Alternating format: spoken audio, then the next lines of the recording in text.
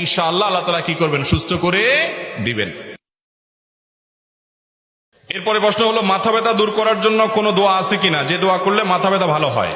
দোয়া আছে ভাই, শুধু মাথা ব্যথা নয়, শরীরের যে কোনো অঙ্গে ব্যথা হলে সেই ব্যথা দূরের জন্য অব্যর্থ এবং পরীক্ষিত একটা দোয়া আছে। সেই দোয়াটা হলো আউযু বিইজ্জাতিল্লাহি ওয়া কুদরাতিহি মিন শাররি মা আজিদু ওয়া উহাযির। 7 বার পড়বেন, যেই জায়গায় ব্যথা হয়েছে ওই জায়গায় হাত রেখে আউযু বিইজ্জাতিল্লাহি ওয়া কুদরাতিহি মিন শাররি মা আজিদু ওয়া উহাযির, যার অর্থ হলো আমি আল্লাহর কাছে আশ্রয় চাই, আল্লাহর কুদরতের মাধ্যমে আশ্রয় চাই। কিসের থেকে?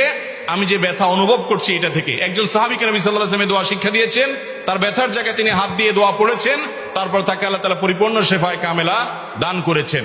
এজন্য আল্লাহর প্রতি সে বিশ্বাস রেখে, আল্লাহ তাআলা হাদিসে কুদসিতে বলেছেন, আনা ইনদা যান্নি আবদি বি, বান্দা আমার প্রতি যেমন ধারণা করবে আমি তার সাথে তেমন আচরণ করব। অতএব দোয়া আপনি ওই ব্যথার জায়গায় রেখে যদি পড়েন, ইনশাআল্লাহ আল্লাহ তাআলা কি করবেন, সুস্থ করে দিবেন।